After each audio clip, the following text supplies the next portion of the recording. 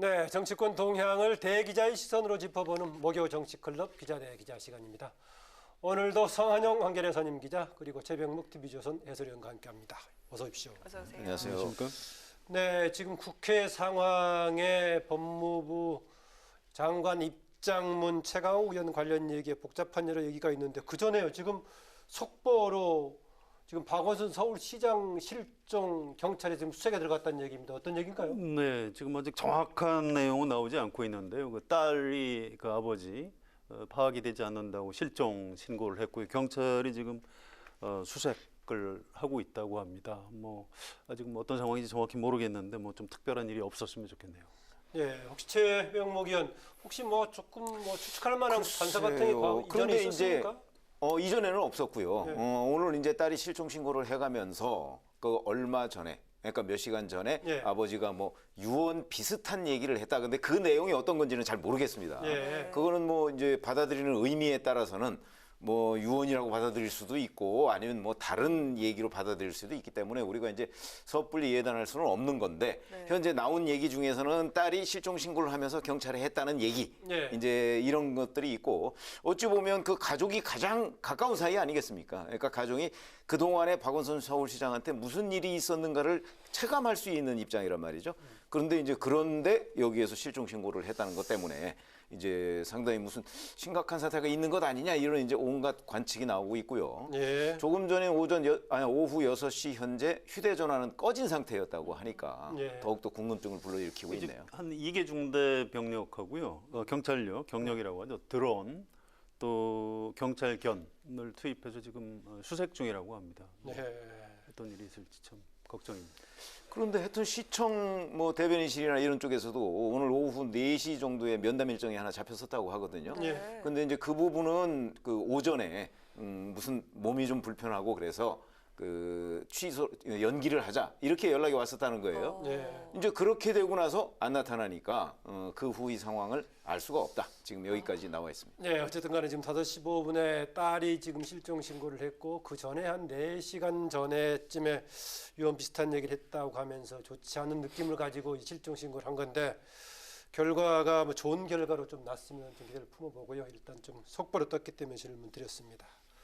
국회 관련 얘기 하나 더 짚어보고 지나가죠. 지금 이제 국회 미래통합당이 복귀를 했는데 야당 몫에 지금 국회 부의장 관련이 정보위 구성에서 무슨 관련이 있나 보죠. 그런데 정진석 지금 의원, 내정이 됐었는 정진석 의원이 마지막까지 자기 부의장 하지 않겠다라고 해가지고 논란이 좀 되고 있습니다.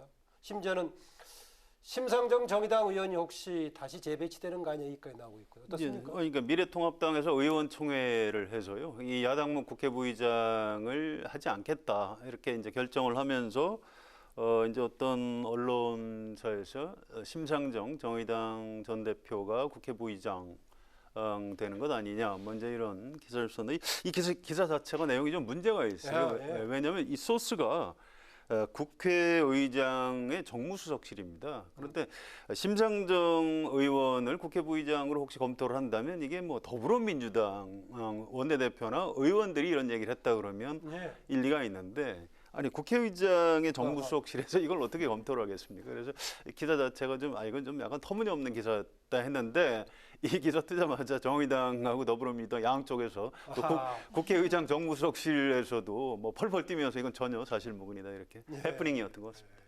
글쎄요. 근데 이제 일단 야당 몫이니까 야당 그러니까 제1야당인 미래통합당이 그걸 안 하겠다고 하니까 그러면 이제 다른 야당이라도 뭔가 누군가가 해야 되는 것 아니냐. 아마 이런 발상은 어느 쪽이든 저는 뭐 나올 수 있었다고 생각해요. 아마 그 과정에서 일부 와전됐을 수도 있고 결과적으로 한다면 그럼 누가 가능하냐? 그 뭐 따져보면 뭐 국민의당 누가 할 수도 없는 것이고 일정한 정도의 대개 부의장은 선수가 있어야 되는 거 아니겠습니까? 네. 그렇게 따지면 뭐 전혀 불가능한 대안은 아닌 것 아닌가. 만약에 미래통합당이 끝내 거부한다면 그렇게 생각은 드는데 사실은 그런 일은 없고 미래통합당에서 맡을 수 있도록 여당이 지혜를 발휘해야 하는 것 아니냐. 근데 아직 거기까지는 진전이 되지 않고 있습니다. 특히 부의장 관련 얘기가 이제 국정원장 후보자 정보의 청문회 관련 때문에 얘기가 되고 있는 것 같은데요. 해석에 따라서는 꼭 부의장이 임명되지 않더라도 네. 한 사람 추가로 임명되지 않더라도 가동할 수 있는 거 아니냐 이런 얘기가 나오고 있긴 합니다만요. 그 부분은 좀 정리를 할 필요가 있는데요. 예. 그게 이제 정보위원회 위원장 선출이 아니고요. 정보위원회 위원 선임을 할 때 이제 그 교섭단체 대표하고 부의장하고 협의하도록 이렇게 돼 있습니다. 그런데 그건 이미 야당에서 제출을 했어요, 위원들 명단을. 예. 그래서 뭐 지금 정보위원장을 선출할 때 꼭 무슨 그 두 국회 부의장하고 다 협의하지 않아도 되는 걸로 이미 야당에서도 예. 그렇게 해석을 해주고 있습니다. 그래서 그 절차는 뭐 아무 문제가 국정원장 없고요. 청문회하고는 별로 그렇게 문제가 안 된다. 별 문제가 안 되고요. 또 이제 여당 태도가 중요한데 당장 그러면 여당 몫으로 아예 그냥 회수하느냐 그럴 생각이 전혀 없다고 합니다. 네. 당분간은 일단 야당 국회 부의장 비워놓고 야당을 기다려주게 될 것 같습니다. 그런데 지금 현재 어차피 그 사실은 다 가져가지 않았습니까? 그리고 이제 정보위원장 자리만 지금 선출 안 하고 남겨둔 건데 그런 상태에서 만약에 미래통합당이 이 전체적인 판을 바꾸지 않는 한, 그러니까 민주당이 바꿔주지 않는 한 미래통합당으로 하여금 그 상임위원장 선출에 응할 수 있도록 여러 가지 여건을 제공해주지 않는 한 미래통합당이 갑자기 유턴할 가능성은 지금 크지 않다고 봐야 되는 게 맞죠. 네. 그렇게 중요한 본다면 문제인데요. 야당 의원총회에서도 이제 그런 의견이 나왔다고 그래요. 팽팽했다고 합니다. 해야 된다 말아야 된다. 자, 지금 국회 부의장을 안 하겠다면 그럼 2년 뒤 후반기 원구성 때도 안 해야 되는 것 아닌가요? 그때 가서 대통령 선거를 미래통합당이 승리했는데 그때도 예. 국회 부의장 안 할 겁니까? 이게 사실 말이 안 되는 거예요. 어떻게 보면 굉장히 무리한 얘기를 하고 있는 겁니다. 지금 그 미래통합당이 저는 입장을 바꿔야 된다고 생각합니다. 예. 네, 그럼 오늘의 첫 번째 토크 주제로 들어가 볼까요? 먼저 최 의원님. 자, 지금 뭐 성난 부동산 민심 얘기가 청와대 발로 해서 정부까지 불똥이 튀었고 이제 그게 입법부에까지 불똥이 튀었습니다. 예. 왜냐하면 경실련에서 아시다시피 국회의원 중에 다주택자가 뭐 29%다. 뭐 이렇게 해서 각 정당별로 다주택자 명단까지 나오고 있는 상황이라 사실은 이제 특히 또 민주당 같은 경우는 지난 총선 전에 이 다주택을 언제까지 팔겠다 하는 서약을 받은 걸로 지금 알려져 있지 않습니까? 그러다 보니까 이제 민주당에서는 당장 그 서약대로 이행하라는 압박을 받게 되는 것이고 그러다 보니까 야당인 미래통합당까지도 비율로 보면 미래통합당이 다주택자가 더 많거든요. 예.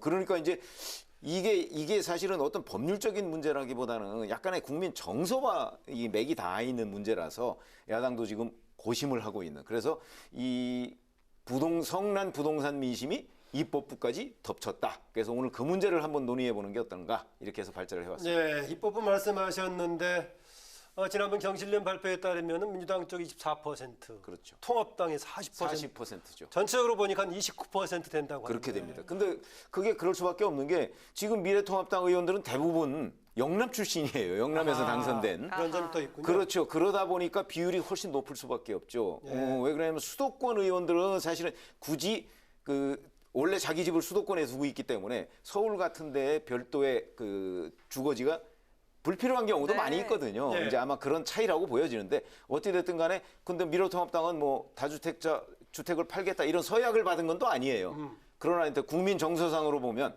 다주택자는 팔아야 되는 것 아니냐 뭐 이런 이제 압박이 있을 수 있죠. 국회의원들이 다주택자 29% 정도 이건 어떻게 봐야겠습니까? 그러니까 이게 이 문제에서 자유로울 수 있는 사람이 많지 않을 겁니다.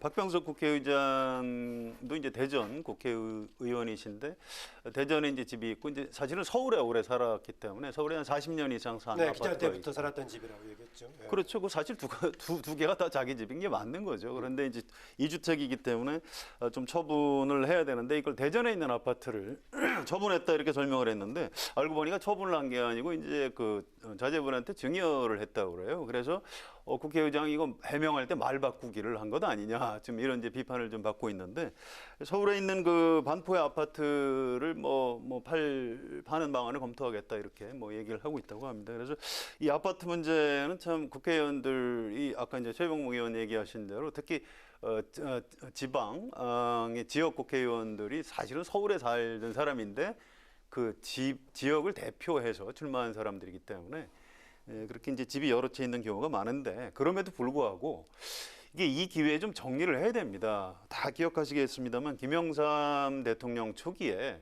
이 권력과 부를 동시에 가질 수는 없다 해서 그런 공직자 얘기를 했었죠. 재산 공개를 해서 엄청난 이를테면 숙정 내지 그 공직자에 대한 정리 작업이 있었고요. 그때 네. 대법원장도 물러났고 대검 중수부장 물러났고 뭐 온 나라가 난리가 났었습니다. 그 이후에 좀 약간 우리가 도덕적으로 좀 둔감해진 측면이 있어요. 지금 국민들이 화가 났죠. 요구하는 거는 이 정치인들이나 고위공직자들은 아파트 여러 채 가진 사람 하지 말라는 얘기입니다. 화가 났기 때문에 그렇게 해야 정책을 좀 부동산 정책을 제대로 정부가 그 중산층과 서민을 위한 정책을 펼 수 있다. 이렇게 국민이 신뢰할 수 있고 그래야 부동산 값을 잡을 수 있는 거죠. 그래서 이 기회에 민주당은 물론이고 야당 의원들도 실제로 불효불급한 것 이외에 여러 채 부동산을 갖고 있는 사람들은 그걸 처분을 하거나 아니면 굉장히 미안한 얘기지만 정계에서 좀 은퇴를 해주셨으면 어떨까 이런 정치인과 생각이 거의 공직자의 기준을 좀 달리 보는 계기를 만들어야 된다. 그런 얘기네요. 그렇죠. 아니 저는 청와대나 예를 들어서 국토교통부의 고위직에 있는 분들은 이제 정책을 특별히 입안을 하지 않습니까? 예. 그러다 보니까 이제 그에 해당을 할 수가 있는데 저는 입법부는 좀 예외일 거라고 봅니다. 뭐 각자 사정이 이제 전부 다 다르겠지만 실질적으로 그 입법부에 지금 국회의원으로 계시는 분들은 지방에 어차피 지방에서 이제 당선돼서 올라오신 분들이니까 거기에 집이 한 채 있어야 되는 경우가 있고 그다음에 주중에는 대부분 또 국회에 와서 활동을 하잖아요. 예. 그럼 서울에서 또 주거지가 있어야 된단 말이죠. 자, 이런 문제를 어떻게 해결할 것이냐. 그게 팔아라 둘 중에 하나를 이렇게 얘기하는 건 전 무리한 요구라고 봅니다. 그러니까 네. 불가피성이라는 게 있는 거죠. 그렇게 본다면 저는 국회의원들의 이 경우, 입법부의 경우에는 정부와 좀 분리해서 생각해야 되는 것 아니냐. 지역 국회의원들은 국회 내부에 임시 거주지를 하면 어떻겠습니까? 아니, 그러니까 그것도 하나의 대안이 될 수 있는데, 그러니까 예를 들어서 근데 이제 서울에 예를 들어서 뭐 강남 같은데 뭐 뭘 가지고 있다, 응?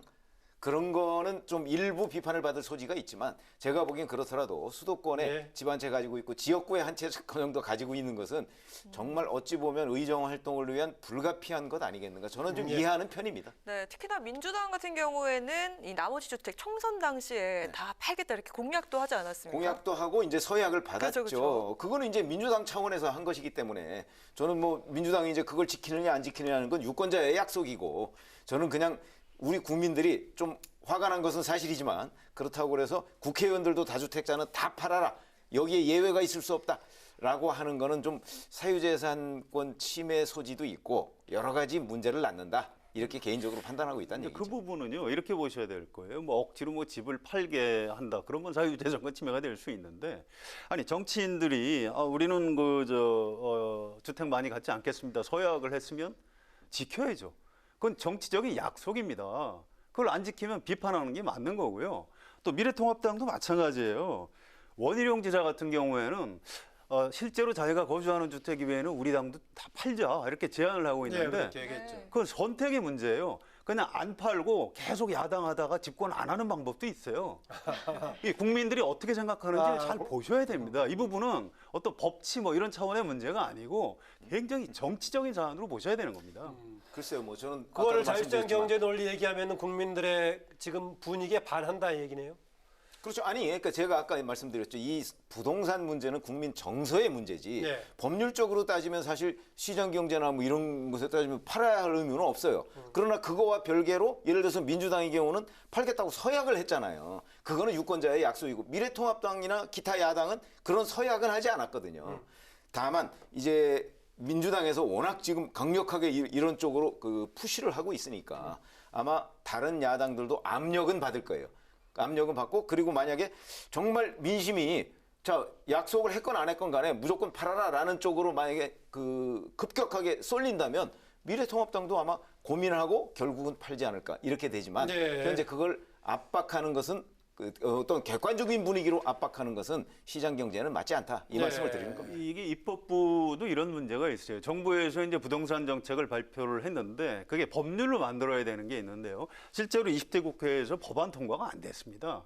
자, 이게 왜 안 됐는지 좀 따져봐야 돼요. 혹시 국회의원들이 자기한테 불리하니까 통과 안 시킨 거 아닐까요?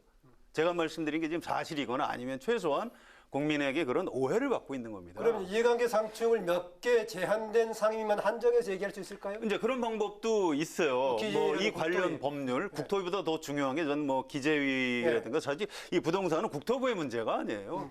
청와대 정책실장이나 경제부총리가 책임져야 되는 문제, 물론 최종적으로는 대통령한테 책임이 있겠습니다만, 그래서 국회에서 관련 상임이라는 게 굉장히 넓습니다. 정무위원회, 네. 정무위원회, 뭐 기재위 이런 데가 더 그래서 중요할 몇 개로 수가 있어요. 제한할 수 있겠냐 그 말이죠. 아무튼 그런 데라도 우선 여기 들어오는 국회의원들은 우리 입법을 위해서 1가구 1주택자만 들어오도록 하자라고 정치적으로 약속을 할 필요도 있다고 생각을 합니다. 글쎄, 뭐 그 약속하는 거는 전 별개의 문제라고 보고요. 다만 그 우리가 살아가는데 가장 필수적인 요소를 과거부터 의식주라고 하잖아요. 근데 의식주의 문제를 가지고서 자, 뭐 옷은 뭐 입어라, 뭐 먹는 거는 어떻게 해라, 사는 거는 어떻게 해라라고 규제하는 것이 과연 그 시장 경제에서 맞는 것인가 예. 하는 데에 대한 저는 근본적인 의문을 가지고 있습니다. 그래서 오히려 지금 뭐 말씀하신 대로 이해 충돌 문제, 더군다나 집을 몇 채 가지고 있다. 그 사람이 왜 그 집을 몇 채 가지고 있느냐는 걸 따지도 묻지도 않고 그렇게만 얘기하는 거는 저는 포퓰리즘에 가깝다 이렇게 생각합니다. 네, 또 하나의 대안으로 백지 신탁 얘기가 다시 나오고 있습니다. 지금 이재명 지사도 그렇고 원희룡 아까 지사도 얘기했고요. 해볼 만한 방안이라고 보십니까? 그 전문가들 얘기는 좀 평가가 다릅니다. 이게 주식 같은 경우에는 뭐 이제 완전히 그 뭐 깜깜이에다가 집어넣는 문제인데 이 문제는 좀 다른 게요. 왜냐 부동산은 지금 팔라고 얘기를 하고 있는 건데 백지 신탁을 하면 그럼 그 기간 동안 계속 보유하게 되는 거예요. 네. 이제 그렇게 되면 그 사람한테 어떤 그 뭐 이해 충돌 문제는 피해갈 수 있을진 몰라도 그 사이에 이 부동산 값이 엄청나게 올라가면 이분에게 오히려 특혜를 주는 게 될 수 있다고 합니다. 예. 그래서 어떤 그 주식하고 부동산은 좀 다르다 이런 평가가 있고요. 그래서 이 문제는 그런 뭐 백지 신탁도 좋지만 국회 청문회 공직자의 경우에는 청문회 과정이라든가 또 언론의 어떤 뭐 보도 또 어떤 시민단체 뭐 캠페인 뭐 이런 걸로 좀 풀어가는 것이 좀 더 효과적이다 이런 지적이 많습니다. 예. 네, 통합당은요 특히나 정부 정책 실패를 부각하면서 김현미 장관의 해임 건의 등을 검토하고 있는데 여론 흐름으로 볼 때 앞으로 어떻게 전개가 될까요? 그러니까 장관이 정무직 공무원이기 때문에 정치적인 책임을 지고 언제든 물러날 수가 있는 겁니다. 그래서 뭐 좀 더 이제 봐야 되는데 사실은 제가 아까 좀 말씀드렸습니다만 이 문제의 최종 책임자는 대통령이고요.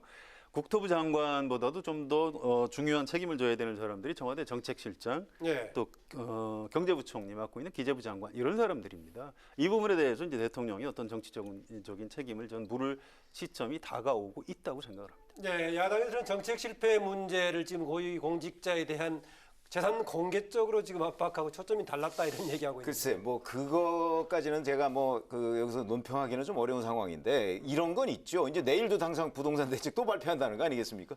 그러면 우리가 6.17 대책 발표한 지 지금 며칠 됐다고 또 다른 부동산 대책을 발표하는데 그게 지금 그 상당 부분은 또 수요를 억제하는 쪽에 초점이 맞춰져 있어요. 네. 그러면 우리가 잘 아시다시피 노무현 정부 때도 수요를 억제하는 정책을 펴다가 사실은 굉장히 많은 부동산값 상승을 불러왔습니다. 그런데 지금 문재인 정부에서도 또 공급보다는 자꾸 수요를 억제하는 쪽에 있거든요. 당장은 지금 보유세, 정부세를 좀 올리겠다는 글쎄, 그 세금 올려서 아니 종부세라는 게 노무현 정부 때 처음 도입이 됐잖아요. 그런데 그거는 그 이후에 결국은 종부세로 부동산 가격을 잡는 데 실패했다는 게 입증된 것 아닌가요? 저는 개인적으로 그렇게 판단하고 있습니다만. 예. 그런데 또 그 카드를 꺼내서 부동산을 옥죄겠다 하는 것이 과연 좋은 결과를 낳을 것이냐? 저는 예. 굉장히 회의적으로 봅니다. 네, 지금 여야를 포함해서 또 시민단체들까지 지금 여러 가지 얘기가 나오고 있기 때문에요. 어떻게 의견이 모아져서 좀 바람직한 대안으로 모아질지 지켜보기라고요. 성 기자께서 오늘 준비한 주제는 어떤 겁니까? 네, 이낙연 국무총리 더불어민주당 대선 대표 네. 대표 출마 선언을 그저께 했고요. 또 김부겸 전 행정안전부 장관이 오늘 또 출마 선언을 했습니다. 더불어민주당의 당권 경쟁의 출발을 예. 주제로 한번 가지고 와봤습니다. 예, 일단 대개의 분석들은 두 사람 간의 대결을 구도의 현재의 세라든가 앞으로의 변동 가능성을 주로 보고 있는데 당내 지금 직접 대결하는 두 사람뿐만이 아니라 잠재적인 대권자로 거론되는 사람들과 관련된 당내 의원들이라 한다. 또 관련된 대의원들 분위기 어떻습니까? 그게 이제 이게 의원들은 사실 캠프에 참여를 못하게 돼 있어요. 예. 이낙연 후보자라고 표현하는 게 좋겠죠. 이낙연 후보자 출마 선언에 세 사람, 서른 의원, 최인호 의원, 오영훈 의원 네. 이렇게 세 사람이 발표 선언할 때 말고요. 나와서 기자들한테 보충 설명할 때 네. 옆에 잠깐 서 있었을 뿐이고요. 공식 직함은 없고. 네, 그렇습니다. 네. 또 김부겸 후보자 출마 선언 때는 의원이 아예 오지 않았습니다. 또 한 가지 뭐가 있냐면요. 민주당에서는 지금 코로나하고 경제 때문에 굉장히 나라가 어려운데 이 경선 국면을 너무 과열시키면은 국민들한테 그렇지 않아도 아파트 값 이런 것 때문에 화가 나 있는 그렇습니다. 국민들한테 예. 욕을 먹을 수 있다 이런 생각을 하고 있어요. 그래서 좀 이렇게 그 경쟁을 하긴 하되 좀 내부적으로만 치열한 이런 분위기로 가는 게 좋다 이런 얘기들을 하고 있습니다. 네, 주변의 당의 여러 세력들과 당 전반적인 분위기였던가 그런 얘기입니다. 그렇죠. 그런데 이제 이낙연 후보자하고 김부겸 후보자의 경우에는 지금 잘 아시다시피 각종 이제 여론조사나 뭐 이런 데에서 대선 후보 여론조사 지지율이 줄곧 발표가 됐지 않습니까? 최근에 뭐 이낙연 후보 지지율이 약간 좀 그 하향 추세라고는 하지만 아직도 압도적인 1위인 것은 틀림없거든요. 네. 그런 점에서 본다면 김부겸 전 행정안전부 장관이 얼마나 이 세를 꺾을 수 있을 것인가 하는 부분에 이제 관심이 있는데 이런 얘기들을 주변에서 많이 하더군요. 그러니까 민주당 당원들의 입장에서 본다면 이낙연 후보는 그래도 유력한 대권 주자 중에 한 명인데 네. 여기에서 일단 이렇게 날개가 꺾이는 모습을 당원들이 과연 원할까 하는 데 대해 의문을 제기하는 송영길 의원이 그런 얘기를 했죠. 또. 네. 그런데 의문을 제기하는 당원들이 꽤 있다. 뭐 이런 거는 전해 듣고 있습니다. 네. 아무튼 이낙연 대세론이라는 말이 있을 정도로 앞서 있는 건 사실이고요. 그건 이제 도전하는 김부겸 후보 쪽에서도 인정을 합니다. 그래서 얼마나 좀 따라갈 수 있을지 모르겠다 이런 얘기를 하는데 아직 기간이 굉장히 많이 남았어요. 네.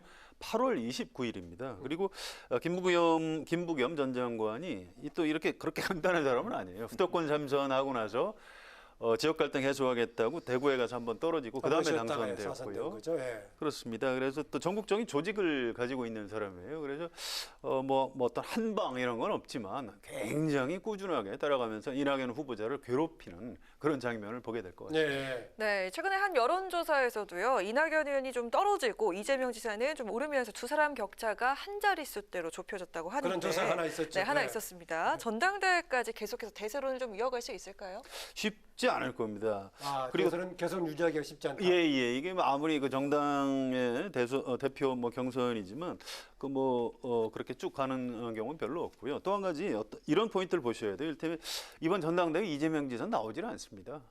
이건 이제 이낙연 대 이제 김부겸의 싸움이고요. 또 이재명 지사가 뭐 섣불리 김부겸 후보를 편을 들까 이 부분도 잘 모르겠어요. 네, 이제 예. 구도가 이제 어떻게 잡힐지. 그래서 이제 오히려 이낙연 후보가 조심해야 될 것은 이낙연 대세론.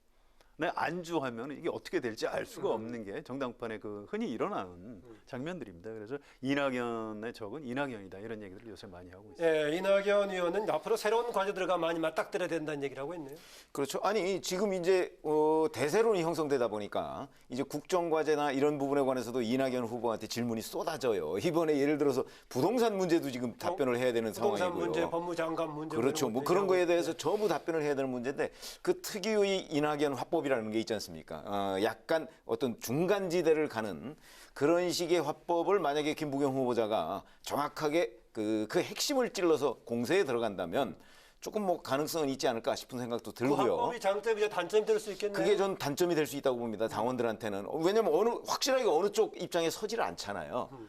그 반면에 김부겸 전 의원 같은 경우는 사실은 어느 쪽 입장에 서기가 상대적으로 수월하거든요. 그렇기 때문에 왜냐하면 본인은 추격하는 입장이니까. 그렇다면 그 당내 당원들의 어떤 약간 입맛에 맞는 그런 주장을 할 수도 있겠다. 선거운동 과정에서 그런 생각이 듭니다. 김부겸 전 의원 오늘 이제 출마 선언에서 뭐 두 가지 정도를 강조할 수 있겠는데 당대표 계속하겠다, 임기 2년 안수하겠다는 것하고 또 하나 호남 지지 기반의 영남 대표라는 보완적인 관계에 도움이 될 수 있다는 얘기했는데 설득력 있는 얘기라고 보십니까? 그렇습니다. 지금 더불어민주당 대표가 뭐 옛날에는 3개월, 6개월마다 바뀌고 했지만 최근에 이제 추미애, 이해찬 이 두 분이 2년을 안정적으로 2년 이렇게 관리하면서 지난 4년 동안 총선 2번 이겼죠. 지방선거 압승했죠. 대통령 선거 이겼고 현직 대통령 박근혜 대통령 탄핵시키고 뭐 그런 장면이 있었습니다. 그래서 민주당 대의원들, 당원들한테도 이제 그 부분을 호소를 하고 있는 거죠. 당 대표가 이렇게 차분하게 2년 임기를 차고 앉아서 관리를 해주는 것이 중요하다. 이런 게 이제 굉장히 그 어떤 캠페인의 공략 지점이라고 볼 수 있겠죠. 그리고 또 한 가지는요. 이런 게 있을 거예요. 김부겸 후보자가 나이는 이제 이낙연 후보자보다 어린데 정치는 10년 이상 선배예요.